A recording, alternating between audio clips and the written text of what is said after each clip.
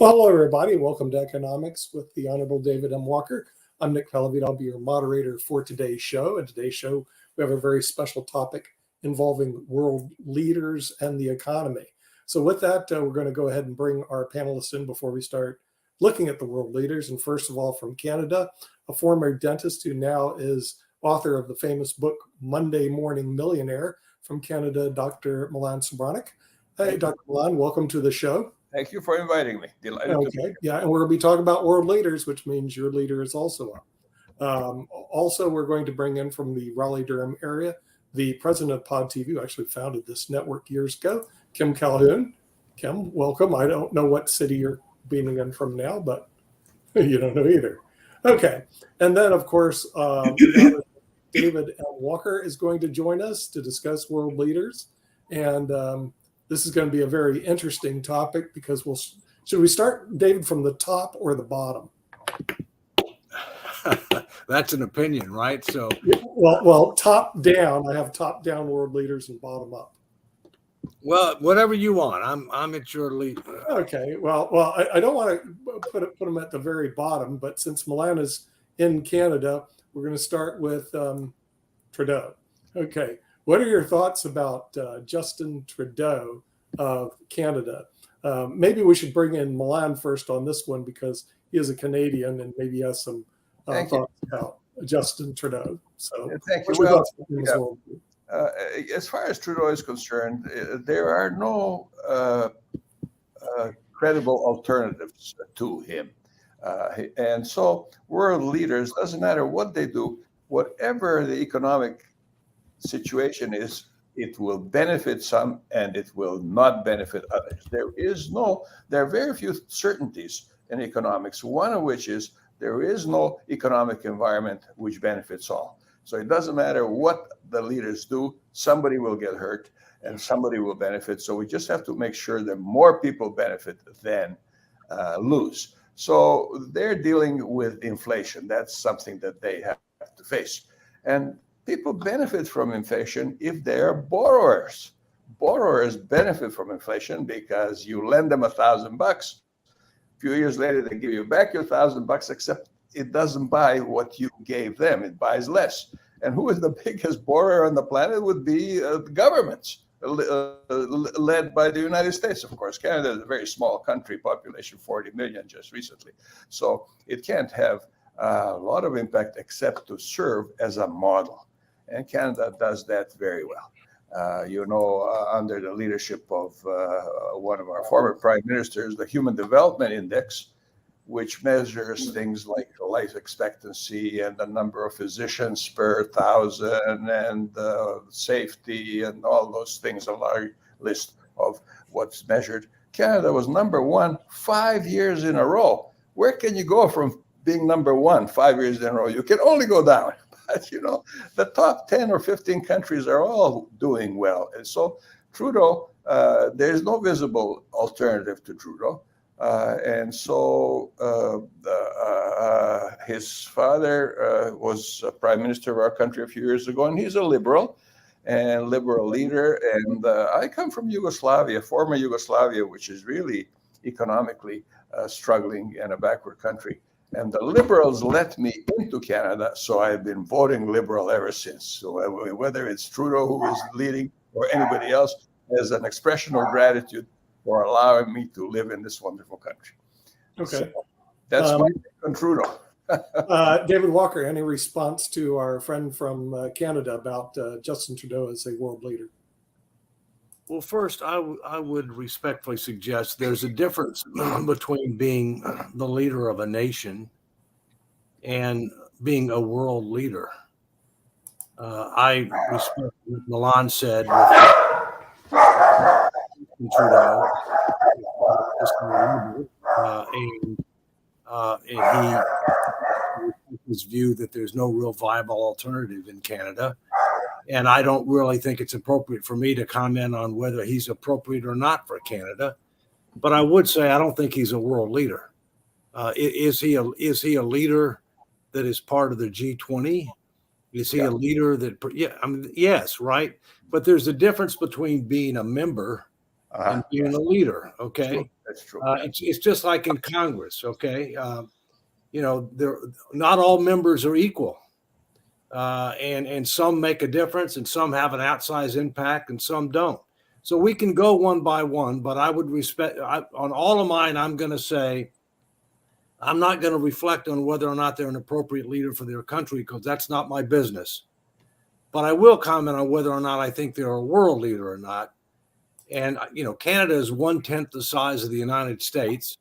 It is an important ally. It is an important country, but I don't think that I would put Justin Trudeau on the world leader stage, meaning that people are looking for what he does, being influenced by that. Yes, please. And let me ask you this: can a leader of a small country be a world leader? Is that possible? Has it happened before?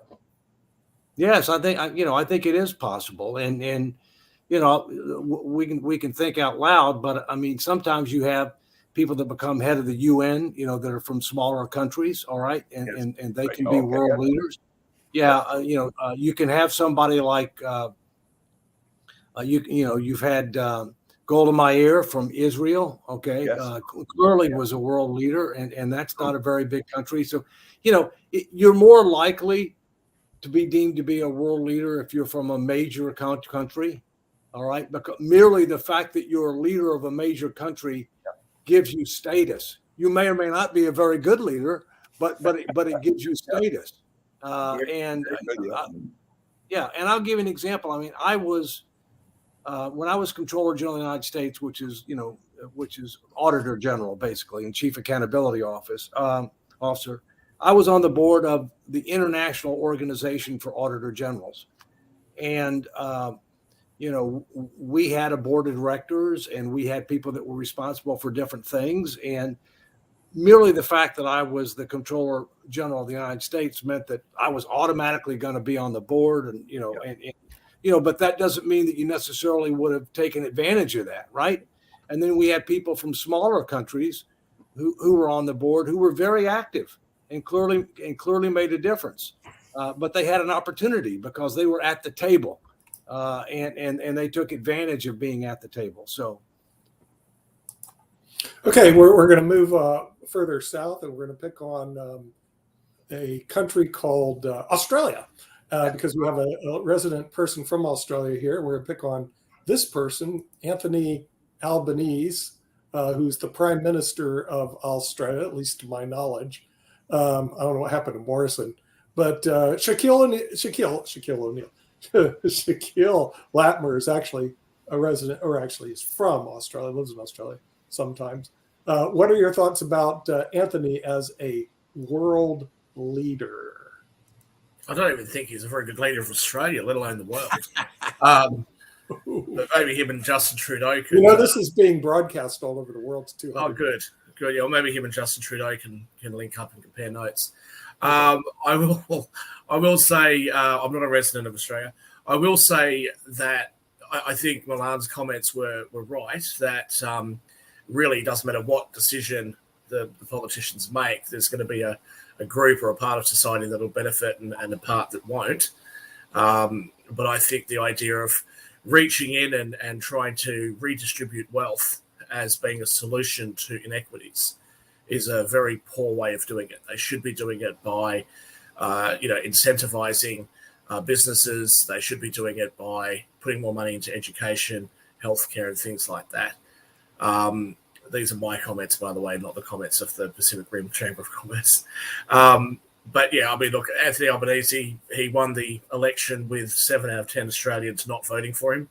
So Australia basically turned into New Zealand in the last federal election. At the moment, he probably has more support than, he's certainly polling much better than the conservative twerp that's in there at the moment. I don't know why the Liberal Party, which is our Conservative Party, decided to put one of the most unpopular and unelectable and unlikable people in as its leader, but they did. So for as long as they do that, you're going to see the Labor Party come in with all of its fantastical ideas. Okay, we'll get David Walker's comment.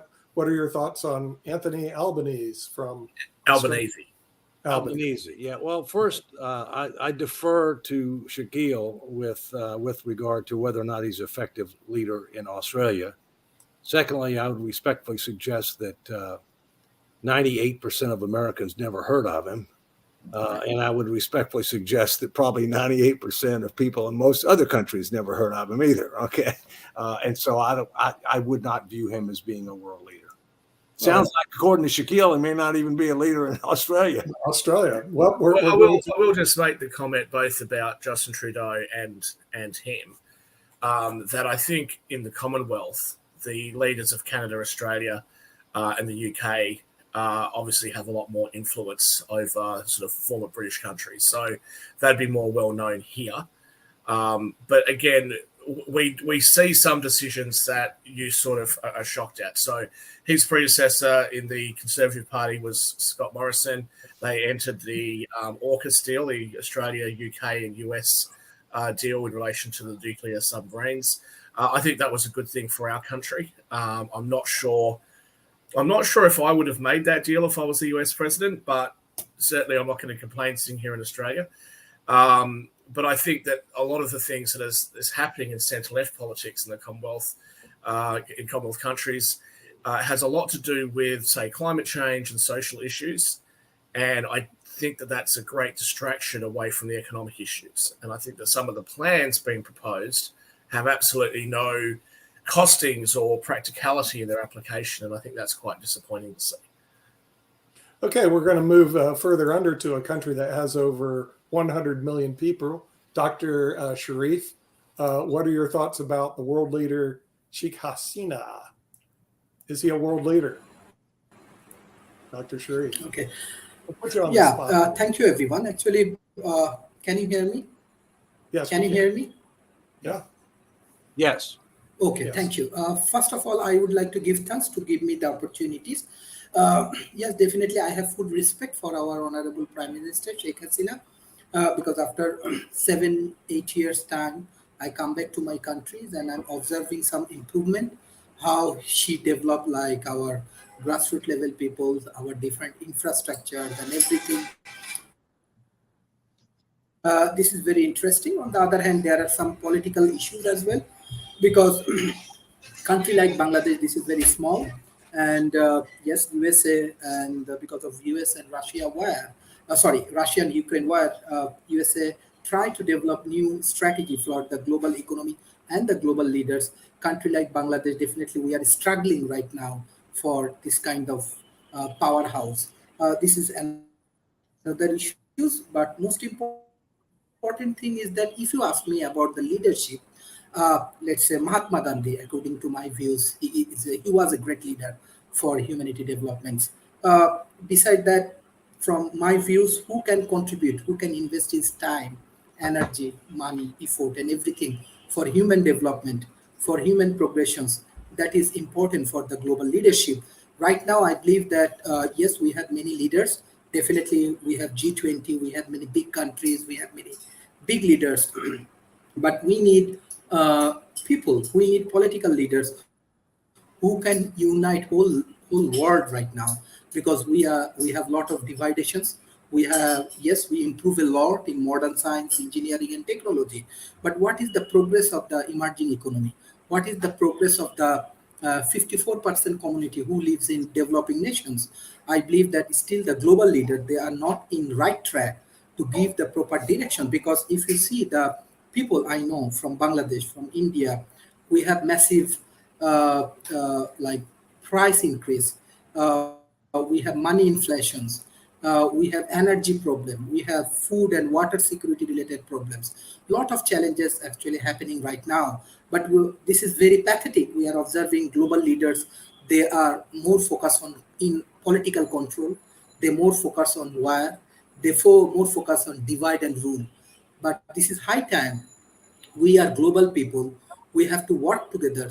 We have to help each other, and we have to understand the global people and the global understanding, because of technological improvement, people are discussing together like Port TV. People are engaging together like Port TV. People are sharing their views and knowledge. So I'm requesting the global leader, definitely Professor Nick Palvedam, Madam Kimberly, Professor David Walker, and all of the senior people, those who joined today's sessions. This is very, very crucial moment. As a human, everybody can be leaders. All of the people, those who join today's session, they can be a good leaders. If you can invest your time, your money, your experience for the grassroots level people. We need good leaders. We need good people like you. Thank you. Okay, we'll get David Walker. What's your opinion on Sheikh Hasina, who actually has more than Canada and Australia combined in terms of people down in Bangladesh? What's your thoughts?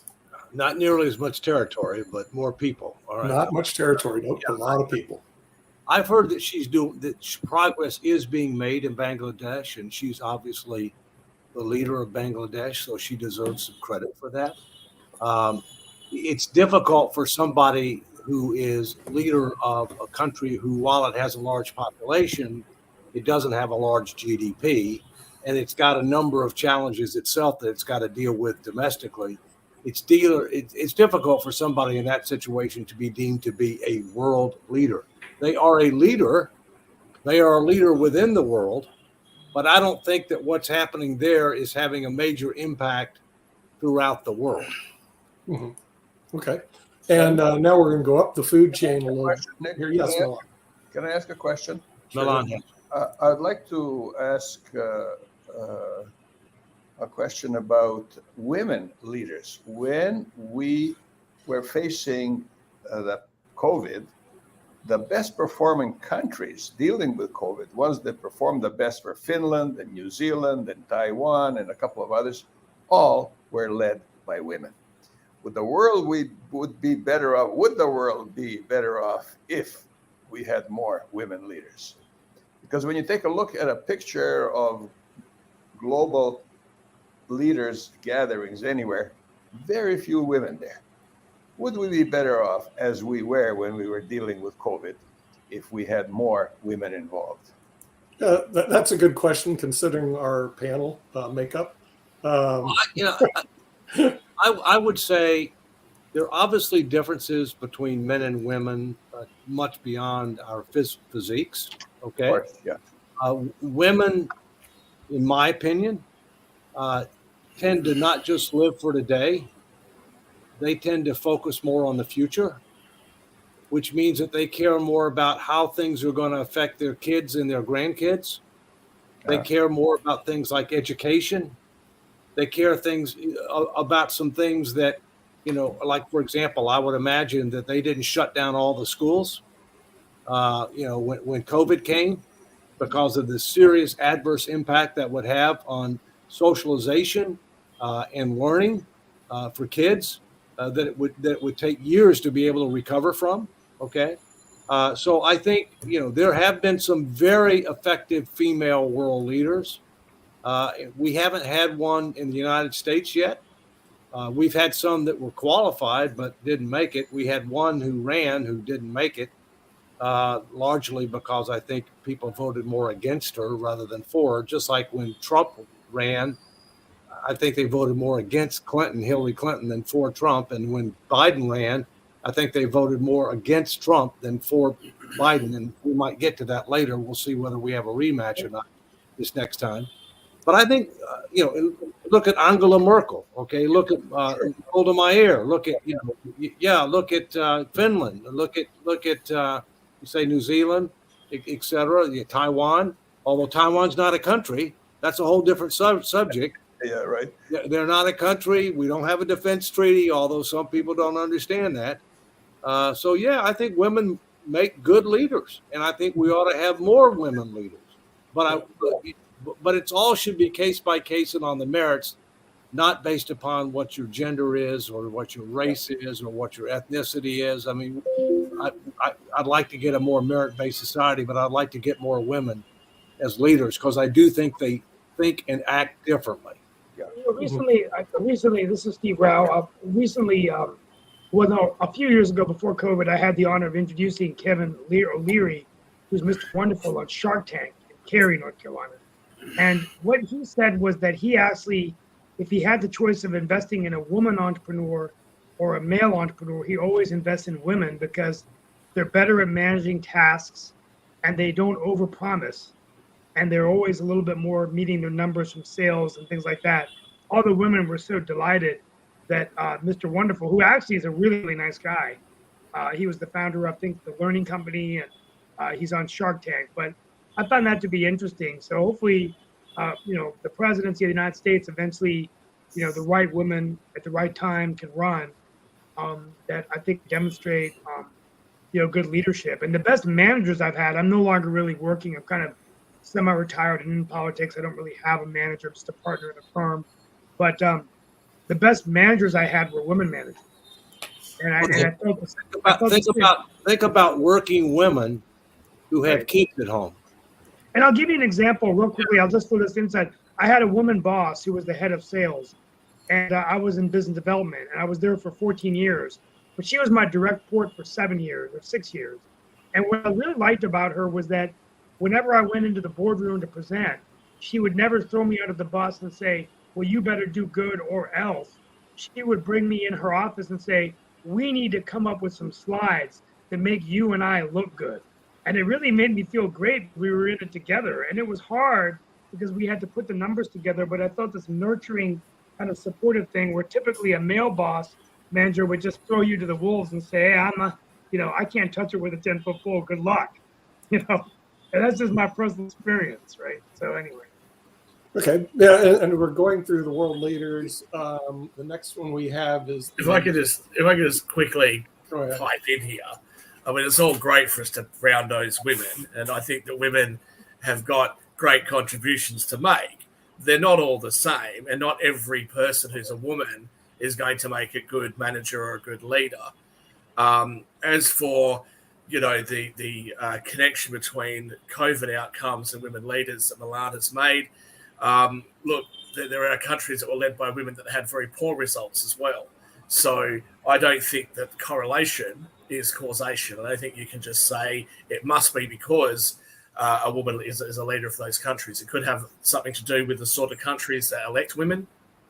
It could have a lot to do with lots of things. And as to Dave Walker's comment about not shutting down the schools, well, I can certainly tell you in New Zealand, they had one case on the North Island, so they shut down both islands completely. They shut the borders to everybody in the world, including to Australians.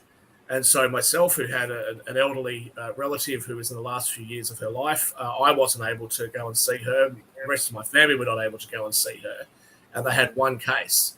So, sometimes there is other factors that cause these results. I don't think we should just sit back and say, well, let's just put women in charge of everything in the world to be a better place. I think we need to have a healthy contribution from both genders and a healthy contribution, from a diverse group of people in the world. I think will make the world a better, stronger place. Yeah, my comment about the schools was really the Scandinavian schools. Okay, I hear what you're saying.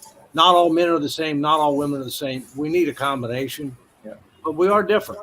We are different physically. Yeah, very interesting to look at Sweden because Sweden really resisted shutting down.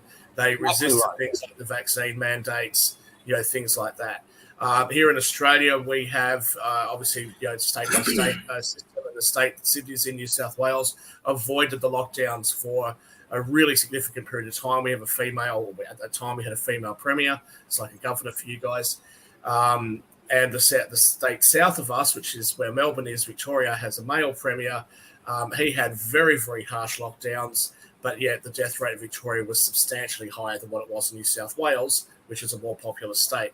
So look, I do try to be careful of criticising any political leader for their conduct during COVID because I think everybody was just doing their best based on the information they had, and we're in unknown territory.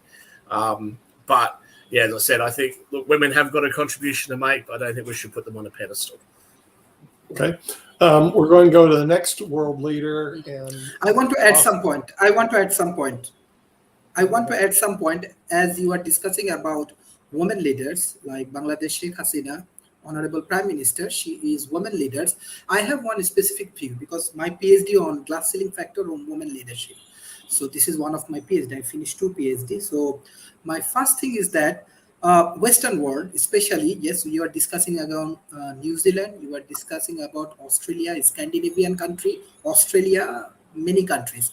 Definitely, I respect these leaders, but leaders who is performing well based on how many people actually getting benefit from the woman leader. This is also you have to justify. Let's say Bangladesh Prime Minister, Honorable Prime Minister Sheikh Hasina, she uplifted around 170 million to 80 million people. Our another woman leaders, Mamata Banerjee from India, she is as a chief minister, she is also uplifting around 100 million people. If you compare Austria, New Zealand prime ministers, how many people, what is the infrastructure, what is the economic condition? They are in better condition, they are in better shape. But the global leader, they have to justify, they have to recognize, as well as they have to give definitely give some good feedback on the women leadership, like in Bengal area, like most in East Bengal and the West Bengal, like Bangladesh and like Paschim Bongo.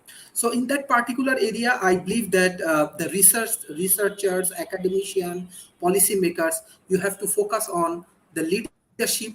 How many people? Because let's say Bangladesh prime ministers, she actually uplifting people with the minimum resources. She don't have enough resources like Europe. She don't have enough resources like USA or like New Zealand, but she is uplifting huge amount of communities.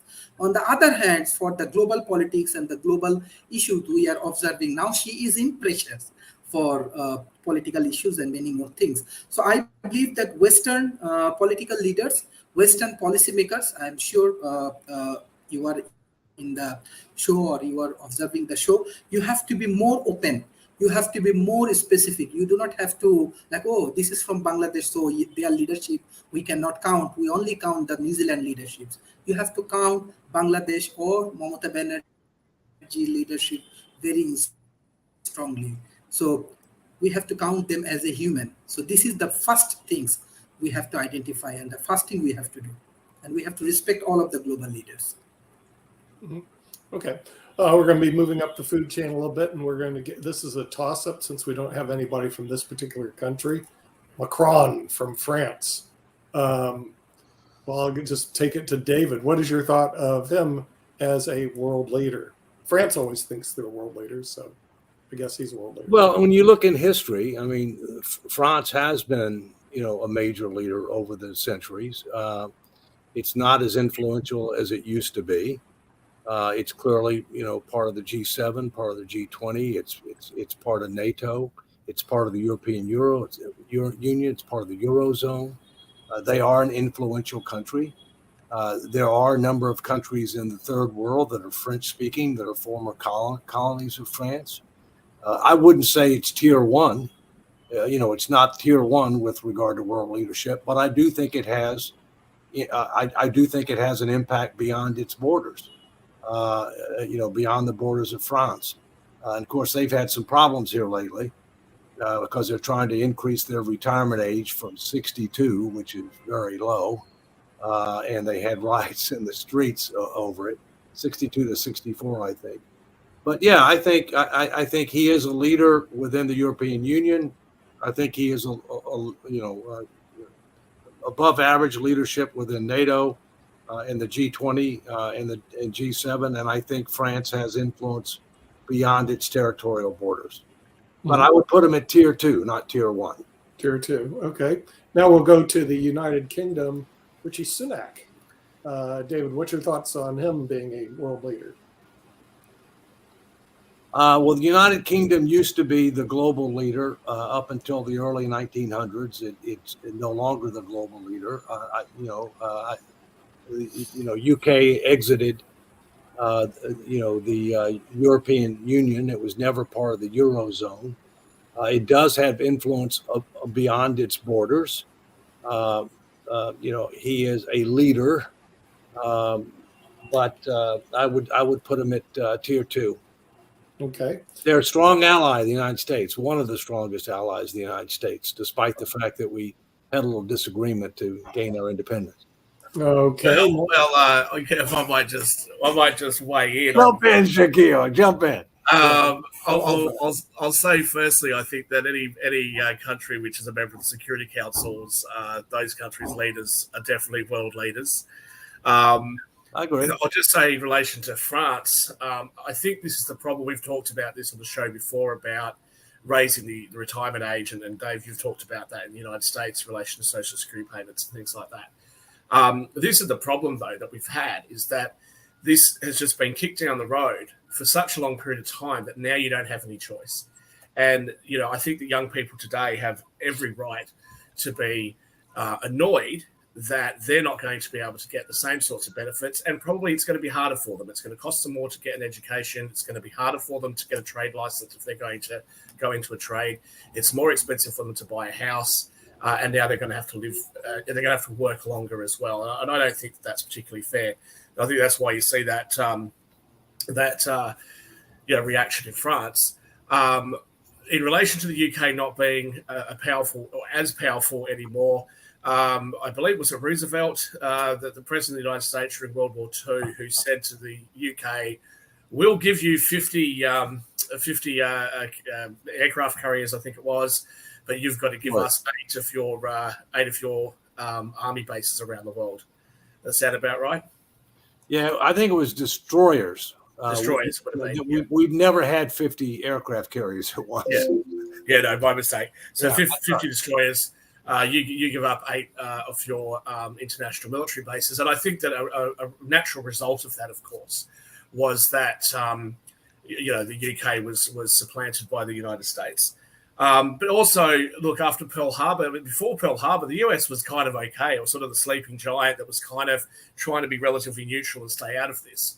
And it was really after Pearl Harbor that sort of, poked the sleeping giant, and the United States came in guns blazing to save the world. But in relation to your independence, I will just say the United States didn't win it on their own. You guys went and made all these underhanded deals with France and all these other countries, and then you reneged on those deals, shall we say? Which deals are you talking about? I'm not sure.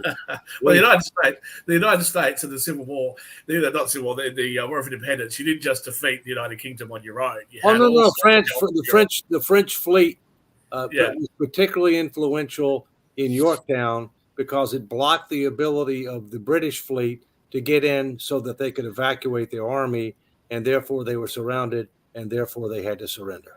That's right. There was a number of other European interests that helped the United States, but of course, the United States, after getting its independence, then decided to mosey up to the United Kingdom and turn its back on those European allies, and it helped them to get their independence. It's something I thought I might throw in there for amusement. Well, I'll just leave one thing. I think we helped them out in World War I and World War II, but a couple hundred years later. Better late than never.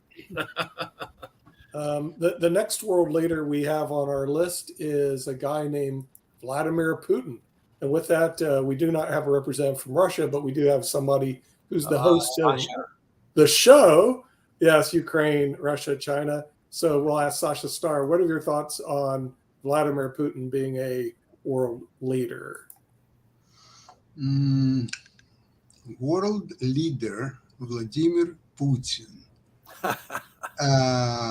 A criminal, and he's became criminal not just recently because of the war in Ukraine. He was a criminal in his much younger days when he was operated in St. Petersburg, and all his closest friends were Russian mafia figures and so on. And then when he became president, slowly all his former friends, they started dying mysterious deaths.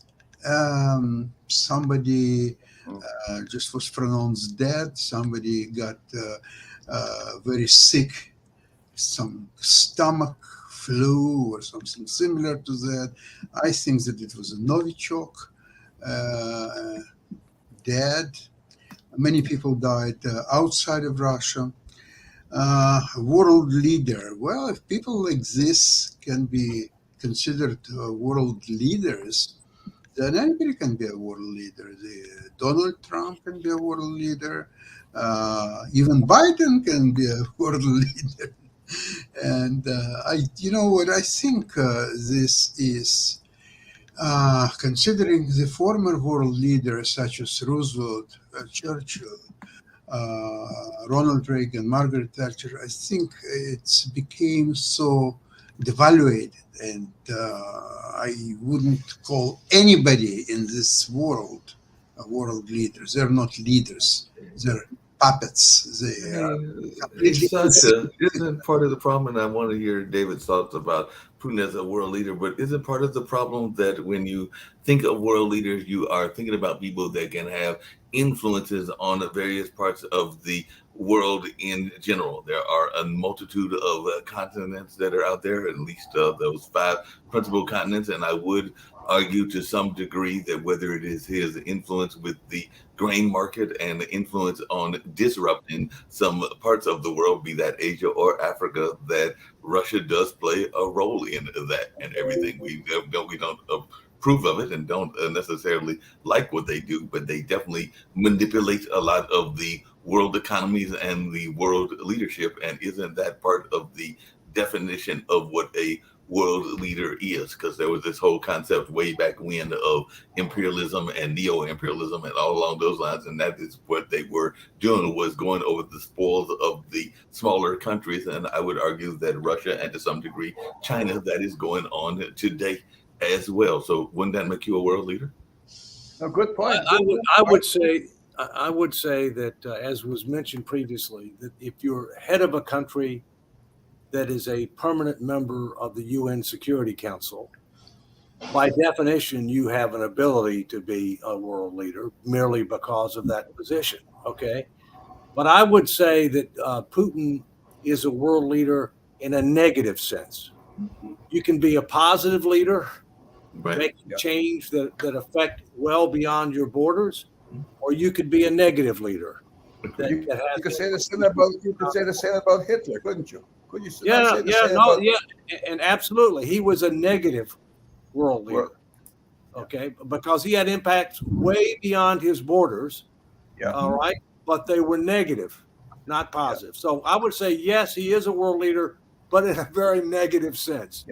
Dave, most of the world has almost every country has universally admonished Russia for what it's doing in the Ukraine. Is there any scope within the Security Council to remove them as a Security Council member? Let's assume, for example, that they lost the war and they were a defeated country.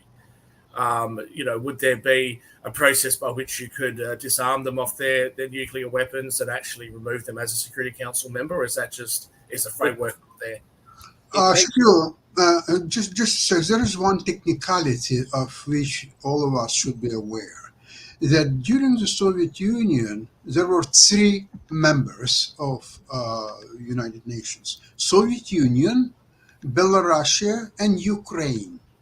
Now, with the demise of the Soviet Union, what should have happened is that Russia had to apply to become a member, replacing the Soviet Union. There is a process.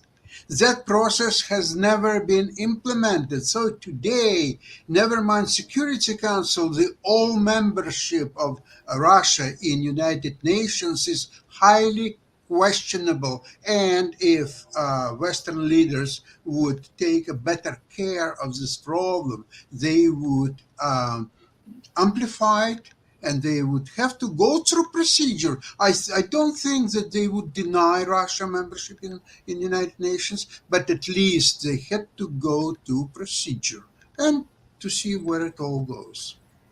Yeah, my personal opinion is, having been chairman of the audit committee for the United Nations in the past, that the Security Council needs fundamental reform.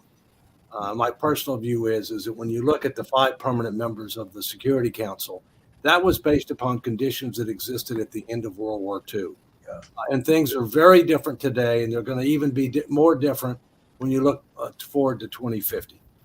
My view is that you ought to expand the permanent members on the Security Council to include countries like Germany, Japan, India, as an example, all right, who are major players today, and in some cases will be even bigger players like India in the future.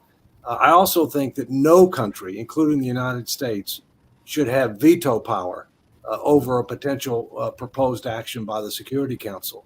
The fact that that happens means that anytime that something happens that Russia doesn't like or China doesn't like or we don't like, that nothing happens. You can't do anything. All right. You also have to keep in mind the UN doesn't have forces, and it doesn't have troops on its own, and it basically has to get members to agree to provide troops, which, by the way, they get paid for. Okay. And you got a number of member nations that consistently provide troops to the UN because it makes them money. Whereas the U.S. does not do it. It doesn't think it's appropriate for it to do it. But even if we did, we'd lose money because our troops get paid so much. But so I think UN needs fundamental reform. David, I would like to add something to what you just said. Yes, sir. That the recent meeting in the Saudi Arabia, where Russia was not invited, but all or many influential countries were there, including the United States and Brazil and China, and just name it. The reason for Russia not being invited, they wanted to have a free exchange of ideas, of opinions, to figure out what's really happening in Ukraine with Russia, what's the best solution to this crisis, how to get out of it. And obviously, the Russia would be a very negative factor to carry this free exchange of ideas. Dave, I just want to make a comment there. I'm not sure you could put Japan in the Security Council for two reasons. One, because they don't have any sort of active military that attacks. They've handed that up. That's changing. Well, hopefully it'll change. By the way, the Security Council has nothing to do with military. Right. I mean, So, it's not why you do the Security Council. Hopefully that'll change. I'm not sure that China would like Japan being there. But back to the question, though, and also if you get Germany in there, you've got overrepresentation in Europe because of France and arguably the UK. There's no representation out of Africa. There's no representation in other parts of the world. But I would just wonder, though, if you were to amend it so that the permanent members can't veto each other, if one country has a problem with the proposed action, is that the whole purpose of the Security Council for the other members to say no, don't do that? We're gonna have an issue with that. Wasn't that the whole point of this? Let me clarify. The Security Council represents the world, and each region of the world is given so many slots on the Security Council. The issue is are you a permanent member, meaning that you're always on it, or are you not? Okay, and so the UN is very careful to make sure that they have global representation for all 5 regions of the world. The issue is how many permanent members should they be, and who should they be, and should one be able to veto others? My personal view is, you should have a majority vote of the permanent members, majority vote of the council, which would mean that nobody could effectively veto a proposed action that is in the collective interest of the world, but not in the individual interest of one of the members of the Security Council. Permanent. So, David, just really quickly, and I'm trying to understand, and it even comes back to what Shaquille was talking about, because Africa makes up 17.92% of the global population, and Asia makes up an even larger population. I think it's like close to 60%. So is either Israel or South Africa that is considered the Security Council representative of that the nation or the continent of Africa and all along those lines? Because I was trying to figure out who would be the here's how it works.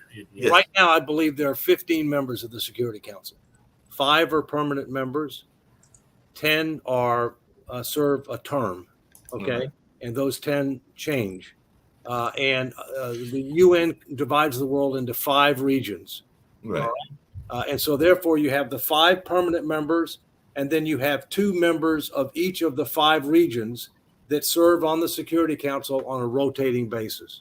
And you could also say, well, maybe the Security Council needs to be a little bit bigger if you're going to make, maybe you have 3 per region. Okay.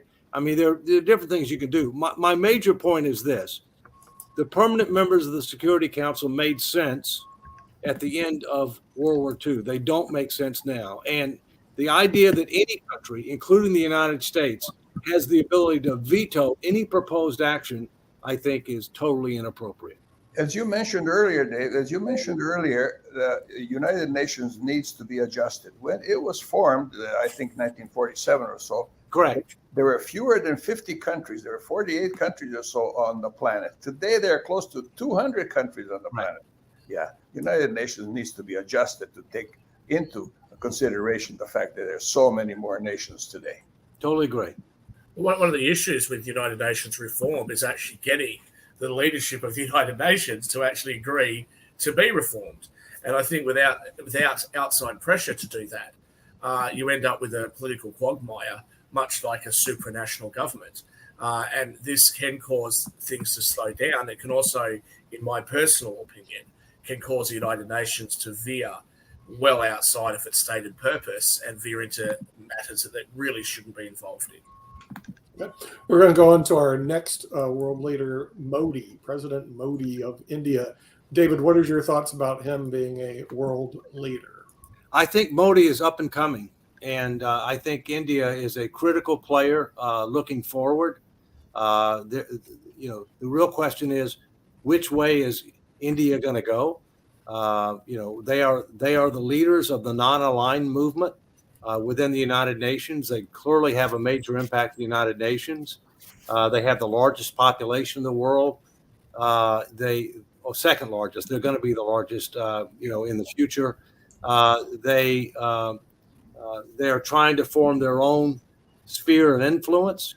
I don't think they're going to ally with China because they've had border conflicts in the past. They have historically had reasonably close relationships with Russia.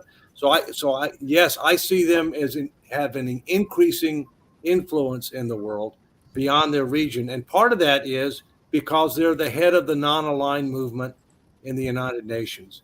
And when you think, I think there's roughly about 80 countries that are part of the non-aligned movement, and it's one country, one vote. Doesn't make any difference what your population is, what your GDP is. One country, one vote. The non-aligned movement was started by Marshal Tito of Yugoslavia. Yeah, definitely. I remember that. He bears credit for that. Yeah. Tito. Yeah. Hey, by the way, I had put this up here just in case folks were wondering, but the current UN security members are, as you said, China, France, the Russian Federation, the United Kingdom, and the United States. But currently, I think Gabon is term that is coming up, which is why they are not listed, but they are Albania, sorry, mispronounced it, Albania, Brazil, Ecuador, Ghana, which is the one representing Africa, among others that I'm getting ready to mention, Japan, Malta, Mozambique, another representative of Africa, Switzerland, and the United Arab Emirates. So definitely those are the current Security Council members. And I'm sure some people may be surprised by some of those, even though I know Ghana has got a lot of economic development recently, and I'm not sure what Mozambique is doing economically, but I know Ghana is a economic power in some ways and everything. I am somewhat surprised at Malta, because Malta is a relatively small country and all along those lines. And there are a couple of other ones like Ecuador that I'm surprised at. I think, Dave, in relation to India, it'd be very dangerous to admit them as a permanent member until their situation domestically, as far as their politics is concerned, is resolved. We can't, we don't want to see what we've seen with China, which is where we've elevated China up and then we criticize China for not doing things the way that we want them to do. And I think that we're going to see the same thing with India. You've certainly seen a move to very far right Hinduism under Modi's leadership. We're seeing a lot of division within the Indian community. And I think that really veiling that behind democracy as they're heading towards a one-party state is a very dangerous thing for India. So I would suggest that we be very careful in our treatment of India and how we interact with them in the West. I think we also have to look at certain things like right now, China and presumably India as well are still deemed to be developing nations. We can debate that with India. I clearly don't think it's an appropriate status for China now. Okay. Well, speaking of China, what's your thoughts, David, on President Xi of China as a world leader? There's no question he's a world leader for several reasons. One, because he's head of the country that has the largest population in the world, the largest GDP based upon purchasing power parity, the second largest GDP based on nominal dollars, the second most effective military after the United States, although it's not a global reach. It's got its Belt and Road Initiative, which is a long-term plan, which has economic, diplomatic, military, and cultural implications.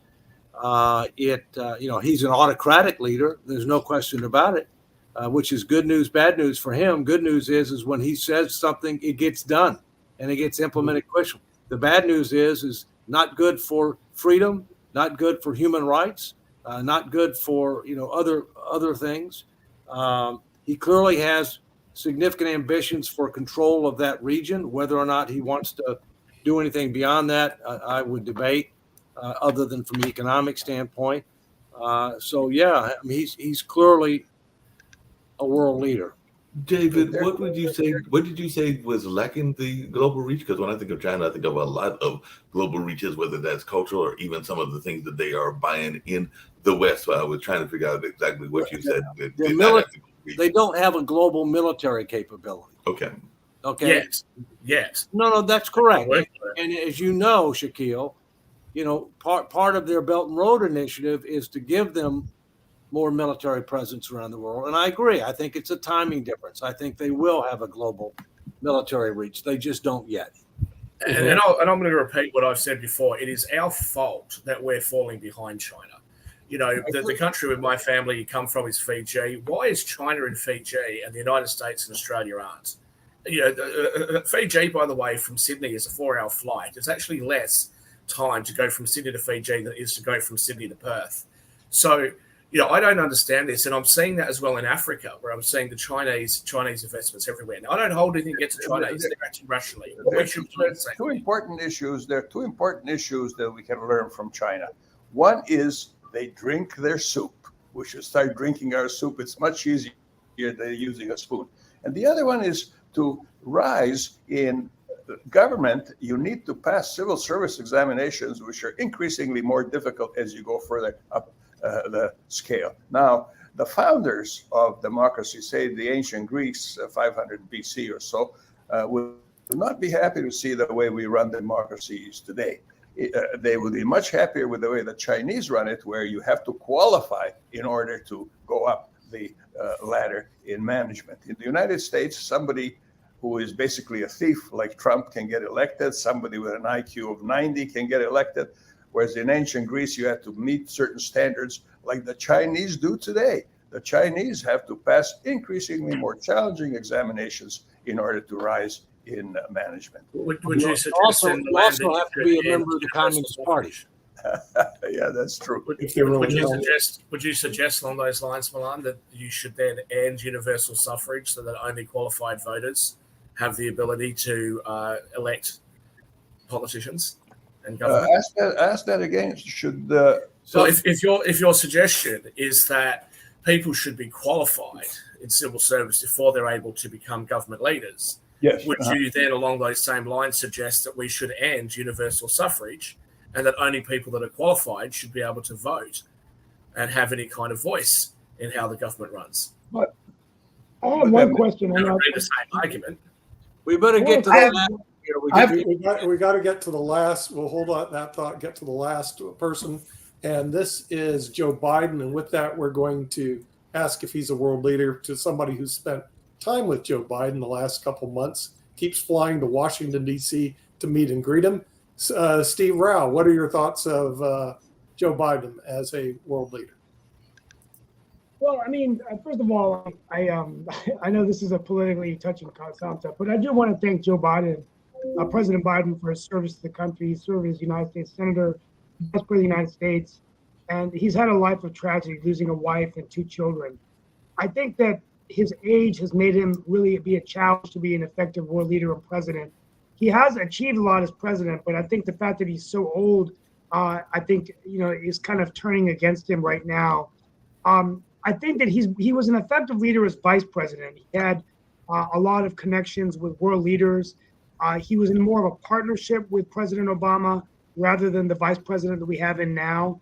And he was given specific things. I do like, as someone who lost a father-in-law to cancer, I do like his cancer moonshot after his son Beau Biden died, and kind of like the leadership he's taken. Many of us were surprised. I call Biden the accidental president. You know, I think that there were only two reasons why he won: Trump and COVID. And he got to be in the Oval Office, which is a dream that Beau Biden already had. This is going to be very surprising for those of you listening, but I really do hope that Joe Biden, actually, I think it'd be the best for him and his family if he did not run again and would just sort of sail off into the sunset and enjoy the well north of half a year's of century of service. I think if he does that, history will look upon him favorably, along with many world leaders. Now, I know there's not a lot of Joe Biden fans, but I do want to thank him for his service to the country. And I think there's a time, you know, when you got to move on, and I just get concerned about someone of that age holding such an office with so much pressure. So I'm going to leave it at that. I guess I did the Potomac two-step. Didn't really, you know, because I know there's some people that aren't happy with his performance. Yeah. But I think he's a good man, and I like him and his family. And you know, I pray for him. We're not That done. was such a beautiful answer, Steve. I think Washington awaits you in your future. Yeah. Let me jump in. First, there's no ifs, ands, or buts. He's a world leader. He's a world leader because he's commander-in-chief and chief executive officer of the most powerful country on earth, which is by no means perfect and never will be. That's why we say we strive to form a more perfect union. I don't think he's a real effective world leader, but he is a world leader. And I agree with Steve. He should not run for re-election. And I also believe that Trump should not run for election. And what's more important than what I believe, a new poll that was just done by No Labels, 72% of Americans do not want Biden to run. 62% of Americans do not want Trump to run. We need new options. And if the parties don't listen to the American people, and if they run Biden and if they run Trump, there will be a third option. And unfortunately, because of the way the political system works in the West, and especially the United States, given that the majority of people don't want Biden or Trump to run, that makes it even more likely that those are going to be the two candidates. And I've never understood how this happens, but that's what ends up happening. I do want to ask you, though, Dave, who do you think would be the logical people to replace if Biden doesn't run and Trump doesn't run? Certainly on the Democrat side, a lot of people talk about Gavin Newsom. On the Republican side, look, I think Ron DeSantis' run is over already. I can't see him ever clawing back from where he is. Chris Christie. Well, Chris Christie is not liked enough by the Republican. So who do you think the replacements will be? Well, first, I have a preference for people who have been governors. They may have done other things other than being governors. May have been in Congress. They may now be in the Senate, whatever. But I think governor is probably the best stepping stone to president. And so I think if Biden doesn't run, you're going to see the governors of Michigan, California, Illinois, New Jersey, and potentially other states run. Okay.